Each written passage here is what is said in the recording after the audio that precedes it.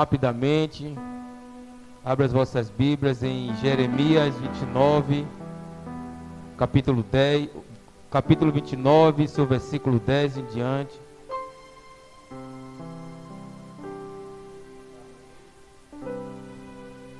Louvado seja o nome do Senhor. Jeremias, capítulo 29, seu versículo 10 em diante. Vamos ler. Assim diz o Senhor: quando se completarem os 70 anos da Babilônia, eu cumprirei a minha promessa ao vosso favor, para trazer-vos de volta para este exato lugar. Porquanto somente eu conheço os planos que determinei a vosso respeito, declara o Senhor. Plano de vos fazer prosperar e não de vos causar dor e prejuízo. Planos para vos dar esperança a um futuro melhor. Então me invocareis e chegareis a mim para orar, e eu vos darei toda a atenção. Vós me buscareis e me encontrareis quando me buscardes de todo o teu coração. E me deixarei encontrado por vós, assevera o Senhor, e vos conduzirei de volta do cativeiro, restaurando a vossa sorte. Então eu mesmo vos reunirei de todas as partes da terra, para onde eu vos tirei, e vos repatriarei para o lugar de onde vos deportei, afirma o Senhor. Louvado seja o nome do Senhor. Até aqui, meus irmãos, pode se assentar em nome de Jesus.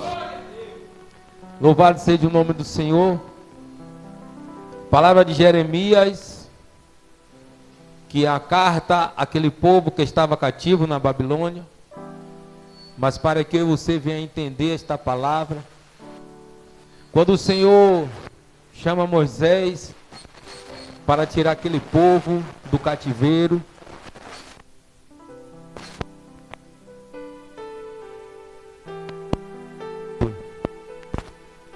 aleluia. Glória a Deus, amém. Quando Deus ele pede a Moisés para voltar, para tirar o povo dele do cativeiro, para tirar o povo dele dali, onde aquele povo estava sendo escravizado por Faraó, Deus já tinha determinado um lugar para eles, um lugar de paz, um lugar de descanso, um lugar onde eles poderiam viver em paz junto com a sua família. Que o projeto de Deus era tirar aquele povo do cativo, tirar aquele povo das garras de Satanás.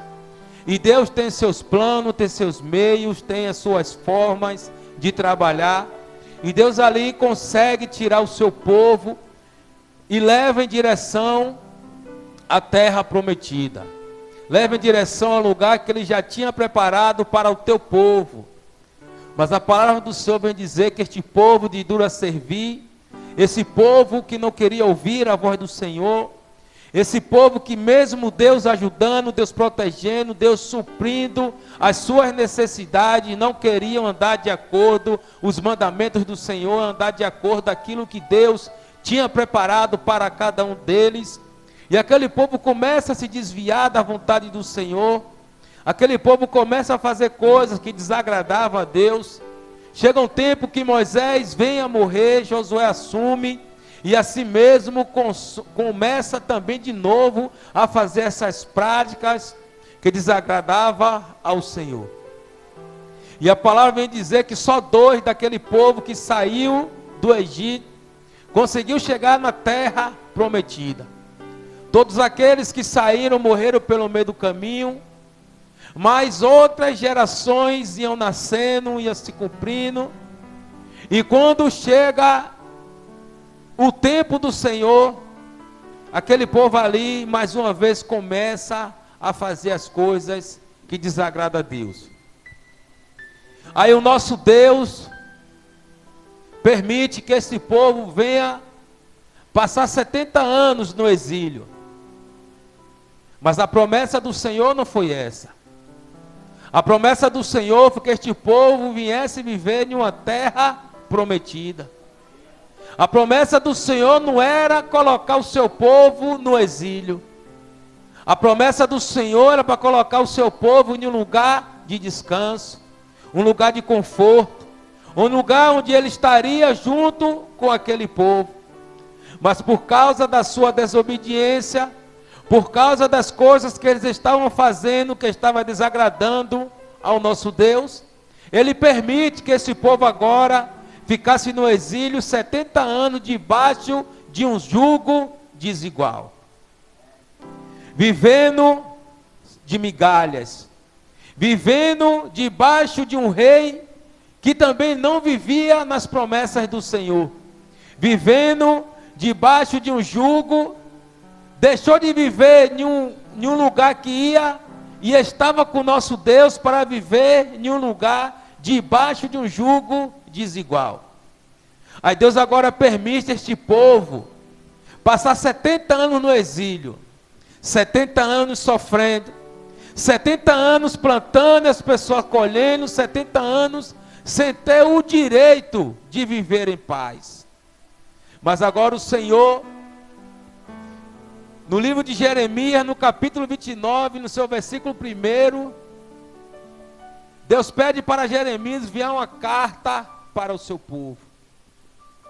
Enviar uma carta de esperança. Enviar uma carta que Deus ainda tem um plano sobre aquele povo. Assim como Deus também tem um plano para este povo que ainda não serve ao Senhor. Mas para este povo seguir com esse plano de Deus, tem algumas coisas que eles teriam que fazer. Aí o versículo que nós acabamos de ler, no versículo 10, começa a dizer: eu sei os planos que eu tenho para vós, plano de bem e não de mal. Então Deus estava dizendo: olha, os planos que eu tenho para vocês é planos de bem. Os planos que eu tenho para vocês não é plano de mal, aonde vocês vão padecer. Porém vocês escolheram estar neste lugar. Não foi eu, diz o Senhor, que quis colocar vocês ali. Mas por causa da sua desobediência, por causa das coisas que vocês vinham fazendo, estava desagradando o meu coração, foi necessário vocês passarem por esta situação. Mas porém ainda há uma solução. Deus estava dizendo para eles: se chegai-vos a mim, que eu chegarei a vós. Deus estava dizendo: se vocês deixarem esses deuses, deixarem essas maus práticas que vocês estão cometendo e começarem a me buscar de todo o seu coração, vocês vão me encontrar. Mas aquele povo não queria buscar ao Senhor. Aquele povo queria as facilidades do tempo. Aquele povo não queria descer para buscar a face de Deus. Mas Deus não queria que seu povo padecesse. Deus não queria que seu povo sofresse. Deus não queria que seu povo passasse por necessidade e vivesse debaixo de um jugo desigual. Mas foi a escolha de cada um. Foi a escolha de cada um daqueles homens e mulheres que estavam ali. Mas ainda existia uma promessa. E Deus fala para o seu povo, para que eles continuassem sonhando, para que eles não viessem a desistir, que eles continuassem plantando, que eles continuassem frutificando, porque quando acabassem os 70 anos, Deus ia tirar todos eles daquela situação. Mas porém teria que cumprir os 70 anos. Teria que se cumprir aquilo que Deus tinha colocado sobre o teu povo. Mas a vontade de Deus não era essa. E você acha, igreja, que a vontade de Deus é o que está acontecendo, como o diácono Andros falou? O mundo se acabando. Pessoas egoístas. Pessoas que não estão preocupadas com a vida humana. Pessoas que estão preocupadas para o que o outro país tem para oferecer. Então isso que está acontecendo é profecia. Isso que está acontecendo está escrito na Bíblia. Quando Jesus ele subiu ao monte com seus discípulos, os discípulos perguntou a Jesus: Jesus, quando vai acontecer essas coisas? Quando será o fim do tempo? Quando o Senhor vai voltar para buscar a tua igreja? E a primeira coisa que Jesus fala para os seus discípulos é: cuidado. Será a igreja que nós estamos tendo esse cuidado? Que Jesus falou para os seus discípulos que estavam no monte com ele, em oração. E Jesus diz: cuidado para que vocês não venham ser enganados. Cuidado para que vocês não venham ser enganados com falsas profecias. E aí ele começa a dizer que muitos virão no meu nome dizendo que eu faço, que eu posso. Muitos virão no meu nome dizendo o que eu sou.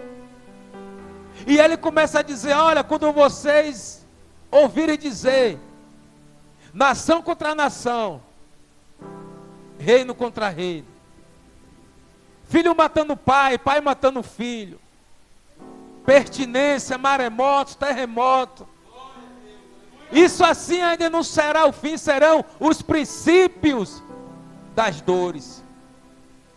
Tudo isso, pastor, ainda é os princípios das dores, porque coisas piores virão para a humanidade. Mas Deus tem uma promessa, igreja, na minha vida e na sua vida. Como o diácono Anderson falou, isso aqui não é para amedrontar aquele que verdadeiramente serve ao Senhor. Porque morrer com Cristo é lucro. Isso aí não é para eu e você ter medo do que está acontecendo. É para que eu e você venha entender que a palavra do Senhor, ela terá e tem que ser cumprida. Queira eu, você ou não, vai ter que se cumprir aquilo que Deus escreveu na palavra dele. Só que Deus ainda tinha uma esperança para aquele povo, assim como ele tem uma esperança para este povo que está aí fora. Ou você acha que Deus quer perder o mundo para o diabo, o povo que está aí fora? Claro que não. Porque João 3,16 vem dizer que Deus amou o mundo de tal maneira que deu o seu único filho, para todo aquele que nele crê não pereça, mas tenha vida eterna. Mas se isso, como eu falei na pregação passada, tem uma condição, igreja. Nada de mão beijada. Para que todo aquele que nele crê. Porque se não crê, meu irmão, não adianta. Então Deus está dizendo: se você crê, você não vai padecer neste mundo. Se você crê que eu entreguei o meu filho pelas suas causas, pelas suas dores, pelos seus pecados, pelas suas transgressões, você não vai morrer neste mundo. Há uma promessa, igreja, para cada um de nós. Mas para isso nós temos que andar, não como este povo que deixou de servir a Deus em espírito e em verdade, não como aquele povo que deixou de seguir os princípios do Senhor para seguir deuses estranhos. Temos que andar nos princípios e nos caminhos do Senhor. Porque Ele diz na palavra dele: eu sou o caminho, a verdade e a vida. E ninguém vê ao Pai senão por mim. E quando ele estava conversando com os discípulos, Filipe perguntou: quem é o caminho? Jesus disse: eu estou há tanto tempo com você, Filipe, e você não sabe quem é o caminho. Eu sou o caminho, eu sou a verdade e eu sou a vida. E muitas das vezes tem muita gente que está servindo ao Senhor, andando junto com Ele, mas não sabe o caminho. Ainda se desvia para a esquerda, se desvia para a direita. Mas há uma promessa, igreja. E essa promessa só depende de mim e você, para que a gente não venha se perder na beira do caminho. Aí Deus começa a dizer: Louvado seja o nome do Senhor. No versículo 11. Porquanto somente eu conheço os planos que determinei a respeito de vós. Ninguém sabia os planos do Senhor, só Ele. Só Ele sabia os planos que Ele tinha para aquele povo. Um povo duro. Um povo inclinado para o erro. Um povo que não queria fazer as vontades do Senhor. Lembra daquele povo que andava com Gideão? Que também se inclinou para o erro. Sabe por quê, igreja? Porque Deus não divide a glória dele com ninguém. Aí Deus coloca 11 anos sobre aquele povo. Vai padecer 11 anos. Vai viver escondido. Vai plantar, os medianitas vão colher. Vai criar animais, os medianitas vai pegar para comer. E vocês não vão ter direito a nada. Viviam no monte escondido. Viviam no monte escondido, sabe por quê? Porque não queria fazer a vontade de Deus. Mas quando aquele povo, igreja, entendeu que o único Deus é o Deus de Israel. Quando aquele povo entendeu que o único Deus é aquele que tirou ele de mão forte sobre o Egito. E se voltaram para Deus e começaram a buscar o Senhor de todo o seu coração, Deus entrou com providência. Deus, agora eu tiro vocês do cativo, eu tiro vocês dessa situação, porque agora vocês decidiram novamente me adorar. E Deus entra com providência, fala com Gideão, dá vitória àquele povo através de Gideão, e o nome do Senhor foi glorificado. E nesse tempo, igreja, que nós estamos vivendo, não está diferente. Quantos estão tirando a glória de Deus? Quantos estão recebendo uma cura e não quer verdadeiramente dedicar essa cura àquele que pode curar? Quantos estão fazendo coisas aí para tirar a glória do nosso Deus? Mas nós que servimos a Ele em espírito e em verdade, nós sabemos quem é aquele que pode curar, que pode salvar, que pode transformar e que pode libertar. E aqui no versículo 12 ele diz para Jeremias, escreve aí, Jeremias, diz para o meu povo lá, ó, então me invocarei e chegarei a mim para orar, e eu vos darei toda a atenção. O que Deus queria era isso, igreja, que aquele povo se voltasse para Ele, voltasse a orar, voltasse a buscar a Ele, voltasse a dedicar toda a atenção ao nosso Deus, que deixasse os deuses de barro de lado, que deixasse os deuses feitos por mão de homens de lado, e começasse de novo a adorar o nosso Deus.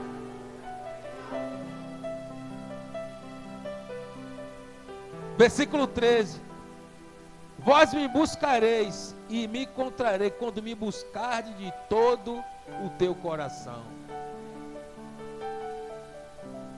Deus pede para Jeremias escrever esta carta para aquele povo, porque aquele povo talvez estava buscando a Deus não de coração, talvez aquele povo estava buscando a Deus de boca para fora, talvez aquele povo estava buscando a Deus só porque sabia que Deus tinha algo para oferecer. Mas o nosso Deus não é menino. Deus sabe quando nós descemos verdadeiramente. Deus sabe quando nós verdadeiramente estamos buscando a Ele, não pelaquilo que Ele tem por nos oferecer, e sim porque Ele é Deus em nossas vidas. E muitas das vezes está achando que vai ganhar Deus de qualquer jeito. Não, eu vou descer para orar aqui só para enganar. Ninguém engana a Deus. Aí Ele diz, quando eles me buscarem de todo o seu coração, e eu me deixarei ser encontrado por vós. É nosso Deus que está dizendo, quando você me buscar de todo o seu coração, o Senhor está dizendo, me deixarei ser encontrado por vós. Me deixarei que vocês venham se encontrar comigo. Me deixarei para que vocês venham falar comigo tete a tete. Me deixarei para que vocês venham falar comigo de filho para com pai. E eu, como pai, estou aqui para ouvir vocês, meus filhos. É isso que Deus está dizendo.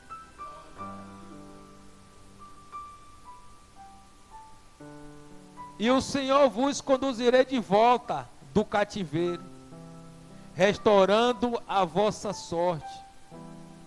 Então eu mesmo vou reunir. Olha o que Jesus está dizendo. Que quando eles verdadeiramente voltassem a buscar a Deus em espírito e em verdade, quando acabasse os 70 anos do exílio, quando acabasse os 70 anos da Babilônia, o próprio Deus ia reunir todo o seu povo. Olha que privilégio, igreja. É um privilégio, igreja. Ele está dizendo, eu vou mandar os meus anjos para reunir o povo. Não, o Senhor está dizendo, eu vou reunir todo o seu povo. Porque eu vou restaurar a sua sorte. Porque eu vou fazer vocês sonharem de novo. Porque eu vou perdoar os seus pecados, as suas transgressões. Tudo aquilo que vocês fizeram no passado, que me desagradou. Assim como eu e você, igreja. Fizemos algo no passado que desagradava e desagradou o Senhor. Mas quando nós realmente olhamos para Ele, Deus perdoa o nosso pecado. Pecadores sim nós somos, falhos sim nós somos. Mas estamos aqui para reconhecer as nossas falhas, reconhecer os nossos erros e entender que só o Senhor, meu Deus, pode perdoar. E quando o Senhor entendeu que aquele povo verdadeiramente estava se voltando para Ele, Ele começou a mudar a sua sorte. Só que o nosso Deus, igreja, Ele não é um Deus individual, não. Ele é um Deus coletivo. Ele é um Deus para todos. E a palavra do Senhor vem nos dizer que Ele quer dar salvação para aquele povo. Mas para Ele dar salvação àquele povo teria que se entregar por inteiro. Louvado seja o nome do Senhor. Então, eu mesmo vos reunirei de toda a parte da terra, para onde eu vos dispensei, para o lugar onde vos deportei, afirma o Senhor. Aquele povo estava sofrendo por causa da desobediência. Muitas das vezes, igreja, eu e você está sofrendo por causa da nossa desobediência. E muitas das vezes nós não queremos entender por que estamos passando por isso. O nosso passado não nos isenta do sofrimento que nós vamos passar aqui na terra. Ah, mas Deus, Ele perdoou meu pecado. Perdoou sim, porque Ele é misericordioso. Mas aquilo que eu fiz no passado, eu vou ter que pagar ainda. Ninguém fique pensando porque você cometeu algo lá atrás, porque você aceitou Jesus, foi batizado, você acha que as consequências do seu e do meu pecado não vai vir? As consequências do pecado daquele povo veio, foi 70 anos no exílio. Foi 70 anos na Babilônia sofrendo, padecendo, sem ter um direito de andar com seus filhos. As mães vendo os homens matando as suas filhas, matando os seus filhos. Os maridos vendo os homens entrando na sua casa e raptando a sua esposa. Consequência do pecado. Consequência da desobediência. E nós não lembramos do nosso passado. Nós não queremos saber do nosso pecado, mas aquilo que eu e você, nós cometemos lá atrás. lá na frente vai refletir. Ou você pensa que nós não vamos pagar pelo que nós fazemos? Ou melhor, pelo que nós cometemos lá atrás.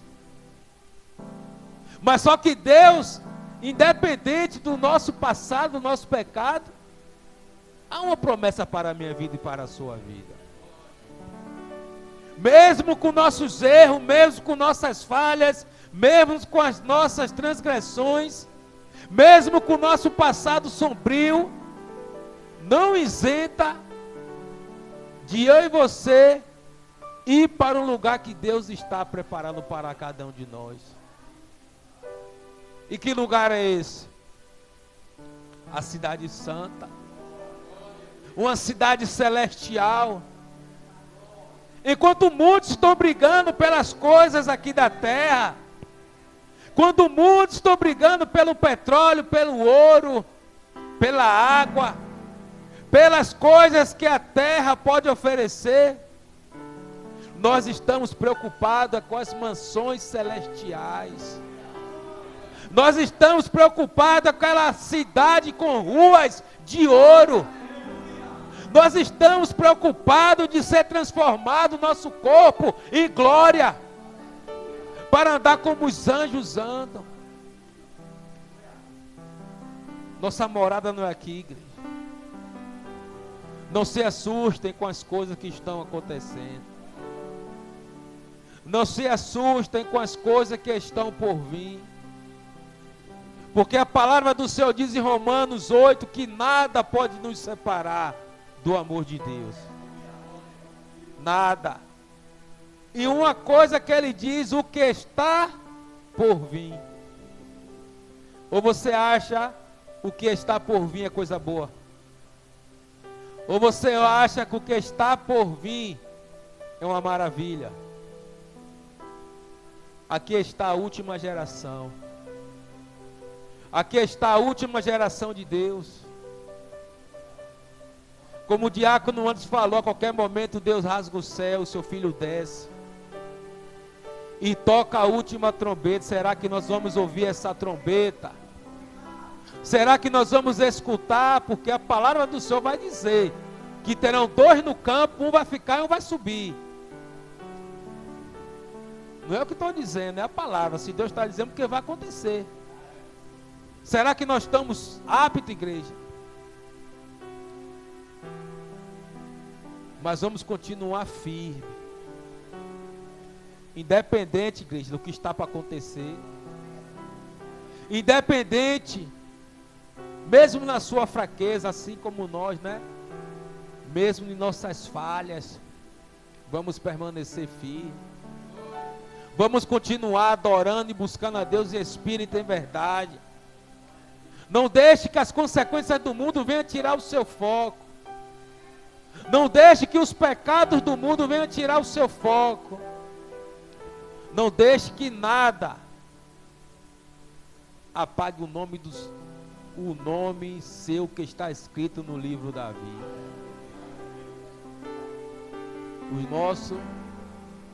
O nome de cada um de nós está lá escrito no livro da vida.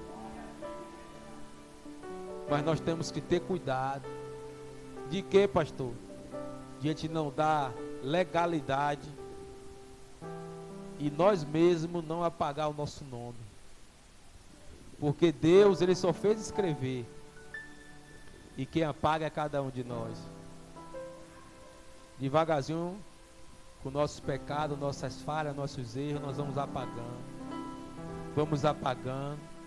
Vamos apagando e de repente está apagado.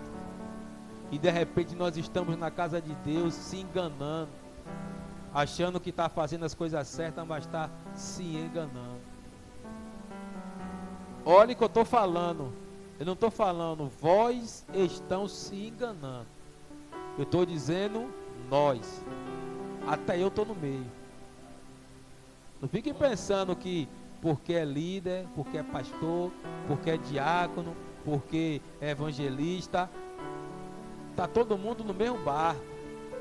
Está todo mundo no mesmo barco. Mas há uma promessa, igreja. E é nisso que nós temos que se apegar. Observe que todo o tempo Deus disse: depois que cumprir os 70 anos, eu tirarei do cativo. Depois que completar aquilo que eu determinei, eu tirarei do cativo, eu tirarei do sofrimento, eu tirarei do jugo desigual de Nabucodonosor, eu tirarei, é o Senhor que está dizendo.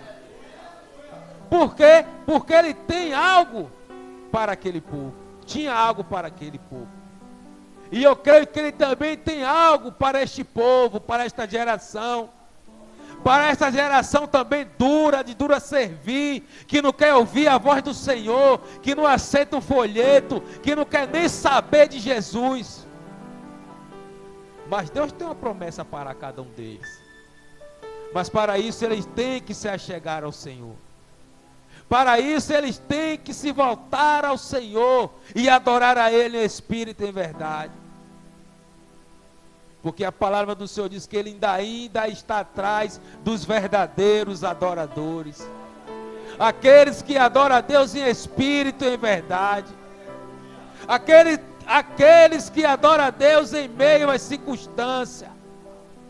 Em meio a tudo aquilo que eles estão passando, eles continuam adorando ao Senhor. Continuam buscando a Deus em espírito e em verdade. E nós temos que seguir esse mesmo princípio. Seguir esse mesmo princípio de adoração. Está doendo? Adore. Estão te caluniando? Adore. Estão se levantando contra a sua vida? Adore.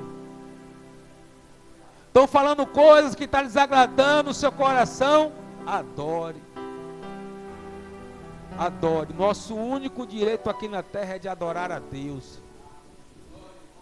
E deixar que o mais Ele vai fazer. Porque Ele é fiel em nossas vidas. Que esta palavra venha entrar na tábua do seu coração. Que palavra, pastor, de você permanecer firme na presença de Deus. Permaneça firme em adoração a Ele. Permaneça buscando a Ele em espírito e em verdade, porque algo de bom Ele tem preparado para cada um de nós. Mas para isso acontecer há uma condição. Que condição é, pastor? Continuar adorando a Ele.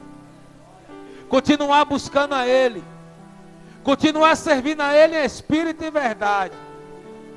Porque lá na frente, naquele grande dia, Jesus vai dizer: Jesus reina, venha bendito de meu Pai. Naquele grande Ele vai dizer, chamar pelo nome de cada um de nós. E Ele não vai dizer pastor Fábio. Ele vai dizer: Fábio, meu filho, venha bendito de meu Pai. Ele vai chamar a igreja, cada um pelo seu nome. Ele vai chamar cada um pelo seu nome. Venha, bendito de meu Pai. Louvado seja o nome do Senhor. Recebe esta palavra, igreja. Não permita que nada tire a seu foco. Não permita que nada venha tirar você das promessas que Deus tem colocado na sua vida.